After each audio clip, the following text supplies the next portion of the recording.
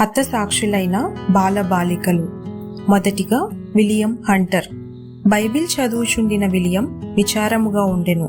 అతడు స్కూల్ చదువు పూర్తి చేసి చాలా కాలమైనను నిరుద్యోగి అయి ఉండెను.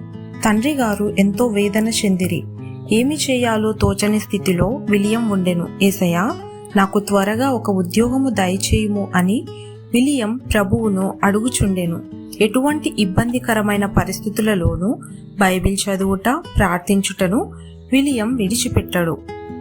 అంతలో విలియం తండ్రి ఇంటిలోనికి వచ్చుచున్న చప్పుడు వినపడెను. విలియం ఆతృతగా పరిగెత్తెను. తండ్రి ముఖము సంతోషముగా ఉండెను. అతడు తన ఆనందమును మాటలతో వర్ణించలేకపోయెను. చివరకు, విలియం, నీకు ఉద్యోగం దొరికినది అని చెప్పెను. విలియం కూడా ఎంతో ఆనందించెను.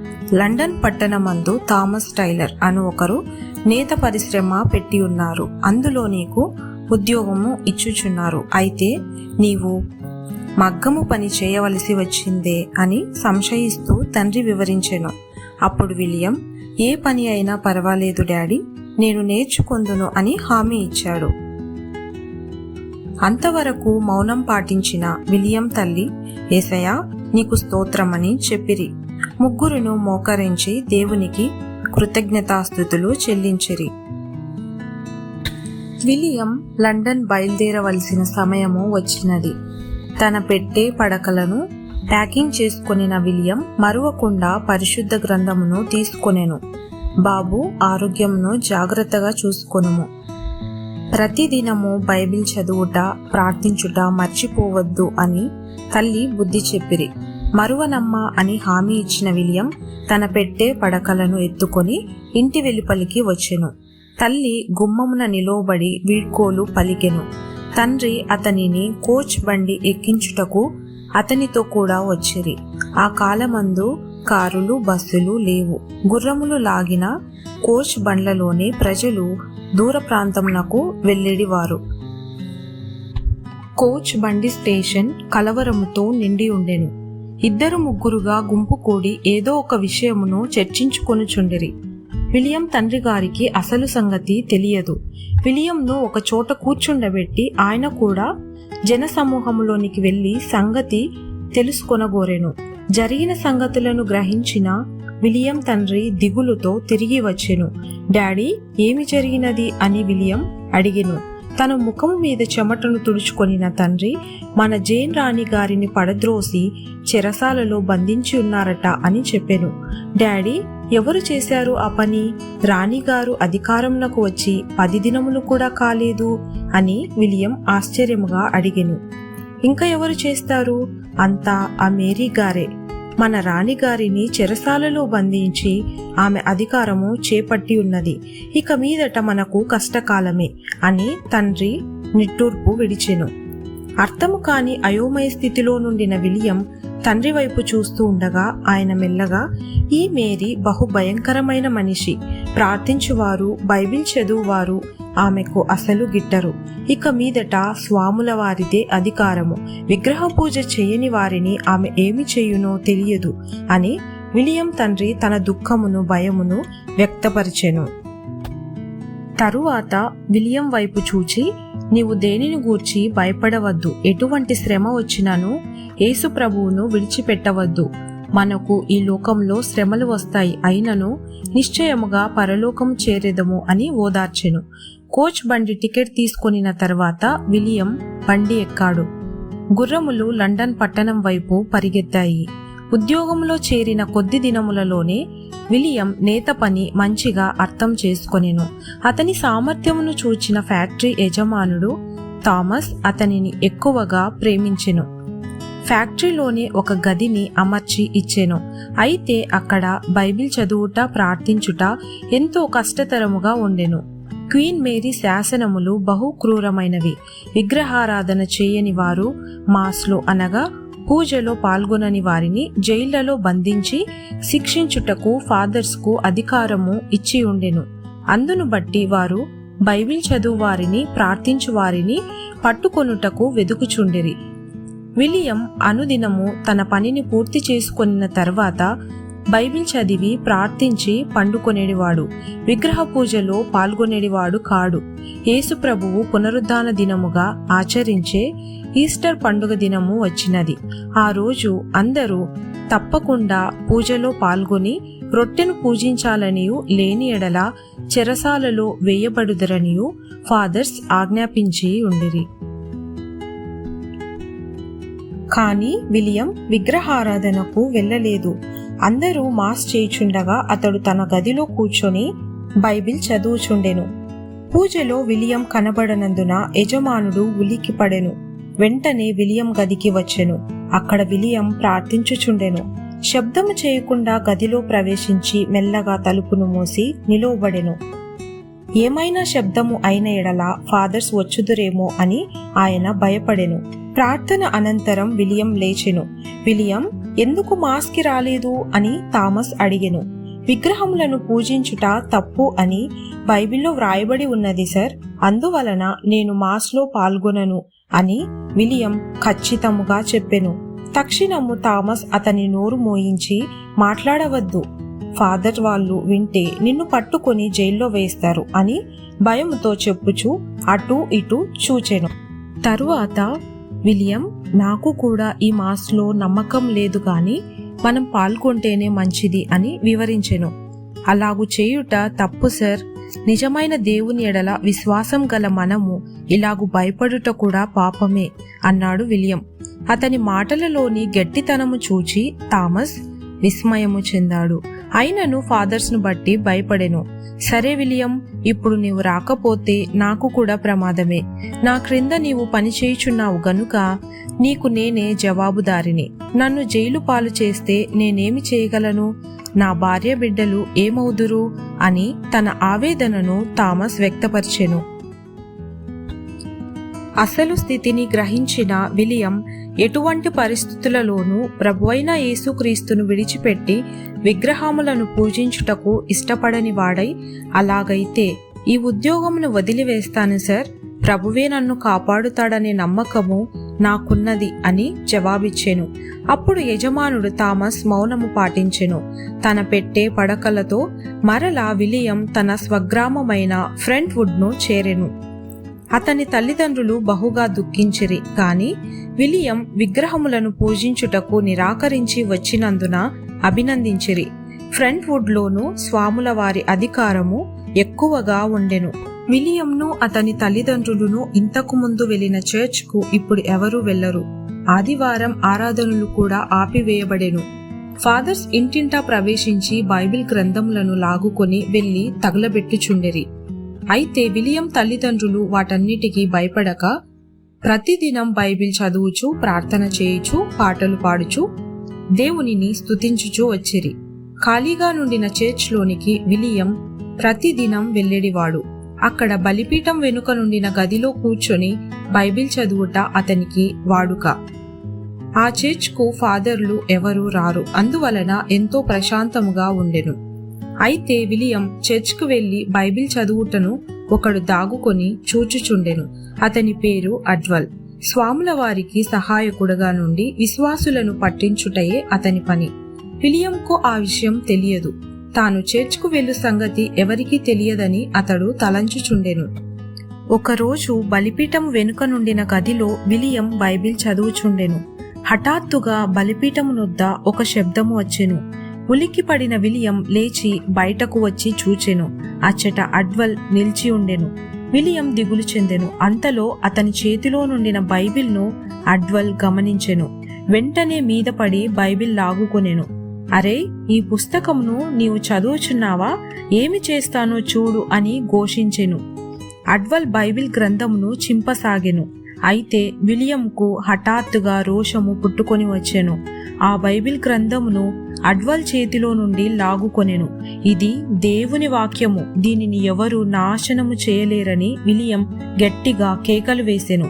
మితిమించిన కోపముతో అడ్వల్, రే, నాతో ఢీకొనుచున్నావా? ఏం చేస్తానో చూడు. ఫాదర్ యుద్ధకు వెళ్లి విషయం చెప్పి నిన్ను జైల్లో బంధించకపోతే నా పేరు అడ్వల్ కాదు అని కేకలు వేయిచు వెలుపలికి పరిగెత్తెను. ఏమి చేయాలో తోచని స్థితిలో విలియం నిలువబడెను. అడ్వల్ కేక విని బయట నిలవబడిన ఒక ఫాదర్ చర్చ్ గేట్లో ప్రవేశించెను. కిటికీలో నుండి ఆ దృశ్యమును చూచిన విలియం అదిరిపడెను. ఫాదర్ కంటపడకుండా పారిపోవాలని తలంపు కలిగెను. బైబిల్ గ్రంథమును రొమ్మునకు ఆనించుకొని బలిపీఠము కింద నుండిన బల్ల క్రింద దాగుకొనెను. ఫాదర్ ఆలయంలోనికి ప్రవేశించెను. అడ్వల్ జరిగినదంతయు వివరించెను. విలియం కనబడనందున ఫాదర్ కోపంతో నిండిన వాడై కేకలు వేసెను. రేయ్ పిల్లవాడా, నీవు దాగుకొని నన్ను ఇబ్బంది పెడతావా?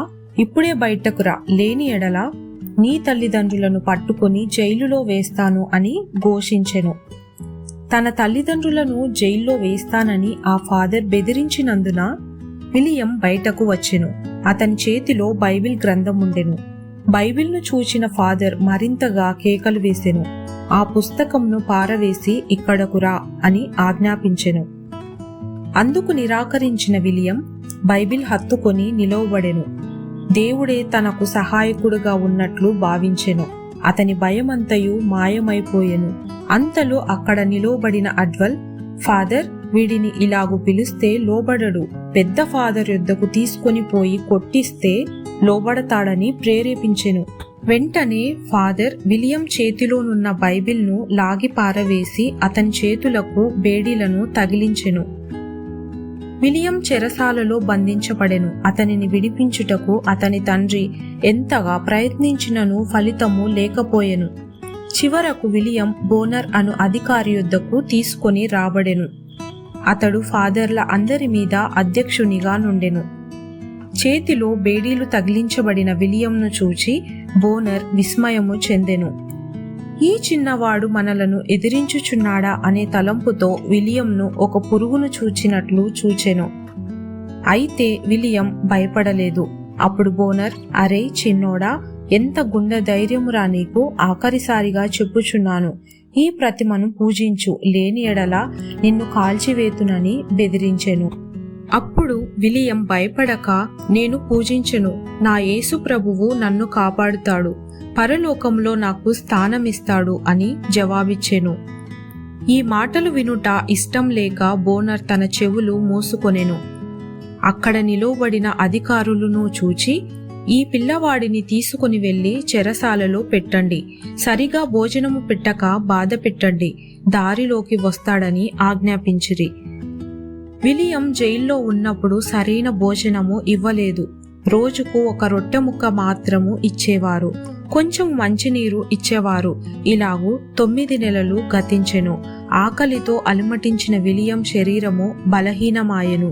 కాని అతడు విగ్రహమును పూజించుట అంగీకరించలేదు. ప్రతిదినం దేవుని ప్రార్థించి స్తుతించుచు ఉండెను. బైబిల్ లేకపోయినను తనకు తెలిసిన వాక్యములను చాలా బిగ్గరగా చెప్పుచుండెడివాడు. యేసు ప్రభు ఎడల అతనుకుండిన విశ్వాసము ఏమాత్రము క్షీణించలేదు. కొన్ని సందర్భములలో క్రీస్తు కొరకు మొట్టమొదటిగా మరణించిన స్టెఫెనును జ్ఞాపకము చేసుకునేవాడు.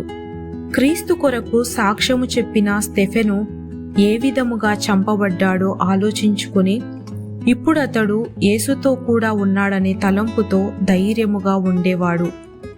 చెరసాలలో విలియం క్రీస్తును తృణీకరించక దృఢమైన విశ్వాసముతో ఉన్నాడన్న వార్త వారి స్వగ్రామమునకు అందినప్పుడు తల్లిదండ్రులు దేవుని స్తుతించిరి. చాలా మంది యువకులు తమ పాప మార్గమును విడిచి క్రీస్తును అంగీకరించిరి. ఫాదర్లకు తెలియకుండా బైబిల్ చదివి ప్రార్థించి సంతోషించిరి. ఇదిలా ఉండగా ఆఖరిసారిగా విలియం బోనర్ ఎదుటకు తీసుకొని రాబడెను. సరియైన ఆహారం లేక శరీరము బలహీనమై ఉండినను అతడు ఆత్మలో పట్టుదల గలవాడై ఉండెను. విగ్రహములను పూజించక ధైర్యముగా నిలవబడిన విలియంను చూచి బోనర్ ఆగ్రహము అధికమాయెను. లేచి విలియమును కొరడాతో కొట్టసాగెను. కొరడా చివరి నుండి కొక్కి విలియం వీపును చీల్చెను. రక్తము ప్రవహించెను. సృహ తప్పిన వాడై విలియం నేల మీద పడిపోయెను. అరే పిల్లవాడా, ఇదే ఆఖరిసారి. ఇక మీదట నీవు విగ్రహమును పూజింపకపోయిన ఎడల నిన్ను కాల్చివేయుదునని కేకలు వేసెను బోనర్. బహుప్రయాసతో లేచి నిలబడిన విలియం దేవుని హస్తము తన్ను బలపరచుట గ్రహించెను.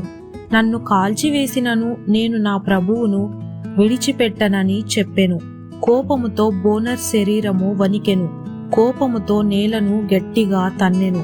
తన ప్రక్కన ఉండిన బ్రకట్ను చూచి, ఇంకా 2 దినములలోగా ఇతనిని సజీవముగా తగలబెట్టుము అని ఆజ్ఞాపించి లోపలికి వెళ్ళిపోయెను. తక్షణము బ్రకట్ విలియంను ఈడ్చుకొని వెళ్ళెను. విలియంను సజీవంగా తగలబెట్టుచున్నారన్న వార్త అతని స్వగ్రామమునకు అందినది. అతని తల్లిదండ్రులు విశ్వాసులు తగలబెట్టబడు స్థలమునకు చేరిరి. తమ కుమారుని పోగొట్టుకొనుట తల్లిదండ్రులకు భరించలేని దుఃఖముగా ఉండినను హతసాక్షిగా విలియం మరణించుట ద్వారా క్రీస్తు నామము మహిమపరచబడుటను బట్టి ధైర్యము తెచ్చుకొనిరి. గ్రామము మధ్య ఒక కొయ్యకర్ర నాటబడెను. దాని అడుగు భాగమున తగులబెట్టుటకు అవసరమైన గడ్డి కట్టెలు కుప్పగా పోయబడి ఉండెను. కొంచెం అవతల కాగడా కూడా సిద్ధముగా ఉండెను. బ్రకట్ తనకు అప్పగింపబడిన విలియంను గొలుసులతో బంధించి చెరసాల నుండి వెలుపలికి తీసుకొని వచ్చెను. మార్గమంతా నిలువబడిన వందలాది ప్రజలు ప్రాణముతో తగులబెట్టుటకు ఈడ్చుకొని పోబడుతున్న విలియంను బట్టి కన్నీరు కార్చిరి. ఆకాశము కూడా అతని హతసాక్షి మరణమును బట్టి విచారించుచున్నట్లు కనబడెను. మేఘములు సూర్యుని కప్పినందున మబ్బు పట్టినట్లు ఉండెను. జనసమూహము మధ్య తన తల్లిదండ్రులను చూచిన విలియం ఒక క్షణము ఆగెను. అంతలో బ్రకట్ అతనిని గట్టిగా ముందుకు నెట్టెను. అప్పుడు విలియం, మమ్మీ, డాడీ, మిమ్ములను నేను పరలోకములో కలిసికొందును అని కేకలు వేసెను. కొయ్యకర్రను సమీపించిన వెంటనే విలియం చేతికి తగిలించబడి ఉన్న బేడీలను తొలగించి కొయ్యకర్రకు బంధించిరి. బ్రకట్ నిప్పు అంటించుటకు కావలసిన ఏర్పాట్లను చేయుచుండెను. విలియం తన ప్రభువైన యేసుక్రీస్తు యొక్క మహిమగల ప్రసన్నత తనతో నుండుట గ్రహించిన వాడై తనలో తాను ధైర్యము తెచ్చుకొనెను. హఠాత్తుగా 51వ కీర్తనను బిగ్గరగా చెప్పసాగెను.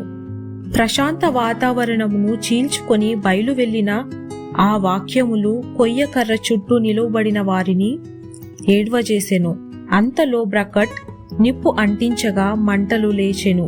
విలియం ఆకాశం వైపు చూచి, ప్రభువైన యేసు, నాతో కూడా నుండుము అని ప్రార్థించెను. అప్పుడు మేఘములు తొలగిపోయినందున సూర్యుని కాంతి విలియం మీద పడి అతని ముఖము ప్రకాశించెను. సమావేశమైన వారు కదలక నిలువబడిరి. విమోచకుడైన యేసు, నన్ను అంగీకరించుము అని ప్రార్థించి విలియం తన ప్రాణమును విడిచెను. తక్షణము ప్రభు హస్తంలోనికి వెళ్లి ఆనందించెను.